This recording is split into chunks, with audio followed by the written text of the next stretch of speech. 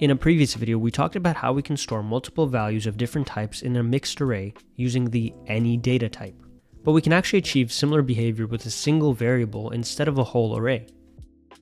We're going to start off by creating a tuple. The way that we do that is we say var, we give it the name that we want, so student, equals, and then a set of parentheses. And inside this set of parentheses, we add our values.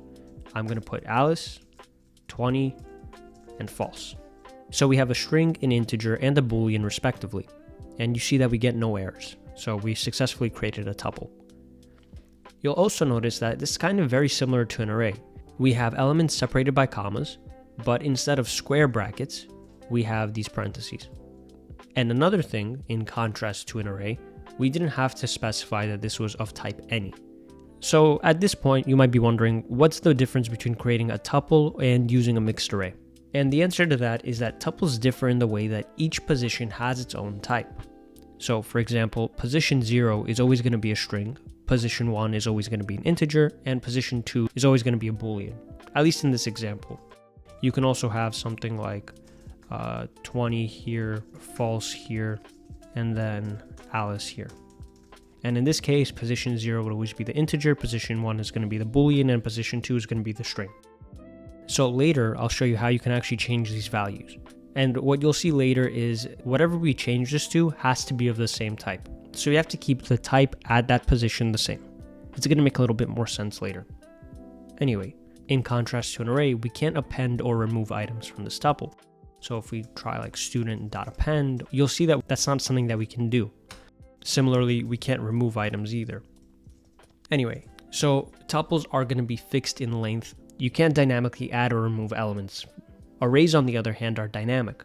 They can grow and shrink to fit the elements inside. That's not something that we can do with tuples. Alright, once we created our variable, you might need to extract the individual values. This is called tuple unpacking. To pack a tuple, we can assign each element to individual variables like so.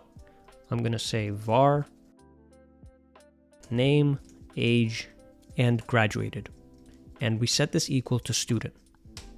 We created names that corresponded to our values. So name maps to Alice, age maps to 20, and graduated maps to false. Now we established a link between these variables and their respective values. Now we can print out the values like so. Print name. Let me bring up the console. We're going to run this. And we get Alice. We can do the same thing for age and graduated. So that's the basics of using tuples. Now let's go over how we can modify these values. We can actually change name and we can make it something like Bob. And when we print that, you're going to see that name is now Bob. But if we go ahead and we print out student, you might expect it to say Bob 20 and false, but let's see what we get. We get Alice 20 and false. And that's because we didn't actually change anything in our student. We changed the copy of the data that we made. So this over here is just a copy.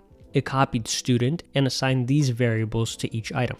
So name Alice, age 20, graduated false. This over here is a copy. If you wanted to change the original data, then we don't change this name over here. We have to go up here and we have to change student. But how do we change something specific in our student tuple? How do we refer to this string, this integer, or this boolean? To do that, we just say student dot, and you're going to see over here, we have 0, 1, and 2. You could probably figure out that 0 is the first item, Alice, 1 is the second item, and 2 is false. Let's change 0, and we're going to make that equal to Bob. Now if we go ahead and print student, you see that we changed our student up here. We successfully changed Alice to Bob, but we didn't change it down here. If we go ahead and we print out name, it's still going to be Alice. And if you're curious to why, brush up on value types versus reference types.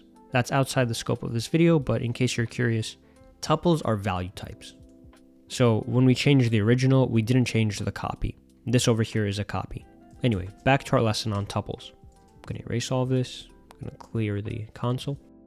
We see that we can change the data, but what happens if we want to change this over here?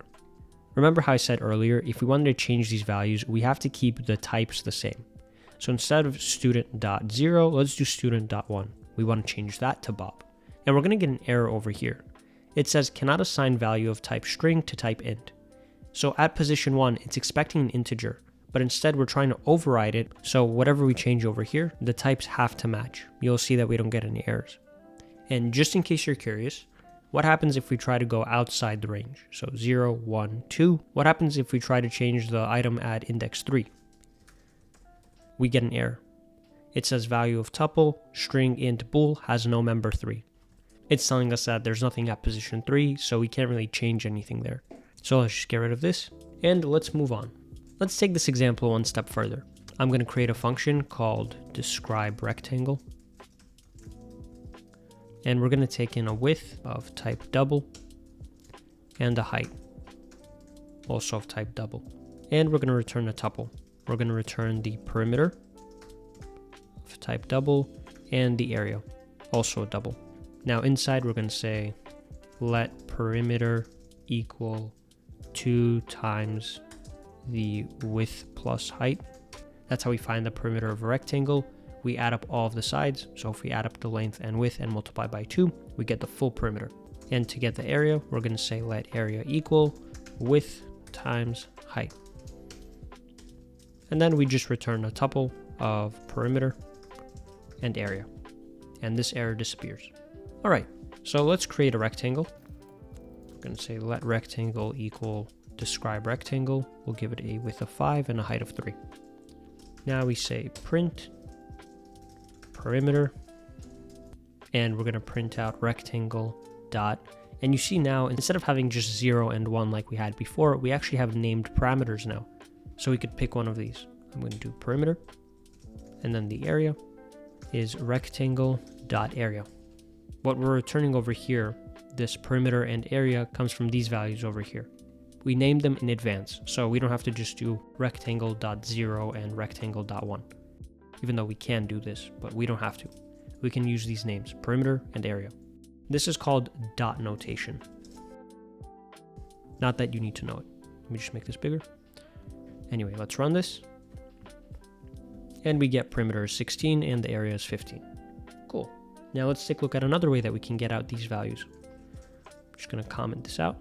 And instead of decomposing these tuples with dot notation, we can actually decompose directly into constants.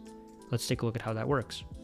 We're going to create another tuple over here, and we're going to say perimeter and area equals describeRectangle width of 5 and a height of 3. Make that bigger again. So you'll see over here, now we can just say print perimeter and print area. We don't have to say rectangle.perimeter. We already mapped the perimeter to this perimeter constant and this area to this area constant. You can also give it other names if you wanted to. We could just call this like Perry and air. The reason why I'm showing you that you could do it like this is you don't have to stick with these names over here. It just figures it out that this first value is going to be this first returned value and this second value is going to be this second returned value over here. So you can give these constants whatever names you want. You don't have to match these up here. All right, and we get the same result. Let's take a look at another few ways that we can decompose these tuples. I'm going to comment that out again. We're going to say let perimeter, comma, underscore equals describe rectangle with a 5 height of 3. What we did with this underscore over here is we said we know this value exists. We know we're supposed to get 2 values from here, but we don't really care about this one. I only want the perimeter. So when we come down here, we say print perimeter, and we only get the perimeter. We only get 16. We don't care about this value. And we could do the same thing. So we could just say area over here, comment that out, and just reference area. We don't care about the perimeter. We just want the area. Run this and we get 15. This method is called decomposing with wildcards, with these underscores over here. And lastly, the final way, which we took a look at earlier, of decomposing these tuples is accessing by index. So I'm going to comment this out again. I'm going to come up here, uncomment that out, and we could just do print rectangle.0, and we'll get out this perimeter. So this is a viable approach, but there's not many reasons why you would ever do this. Named tuples are much cleaner and easier to read, so I wouldn't necessarily recommend accessing the values by index, but you can if you want to. And before I let you go for today, I want to go over just one final thing. As you've probably realized by now, tuples don't necessarily have to be all of different types. We can have a tuple all of the same type. So in this case, we have two doubles, but we could do the same thing with any type. So let strings equal hello and world. They don't all have to be of different types, but we can if we want to. So hello 3 world, this is a perfectly acceptable tuple, as is this, as is that example we looked at earlier with Alice 20 and false. These are all acceptable tuples. It just depends on your use case. Alright, so what did we go over today? We went over how to create tuples, how to change their values, how to return tuples in a function, and various ways of decomposing tuples. I hope you found this video helpful. Consider giving it a like and subscribing to the channel if you want to see more Swift content like this. Alright, I'll see you in the next one.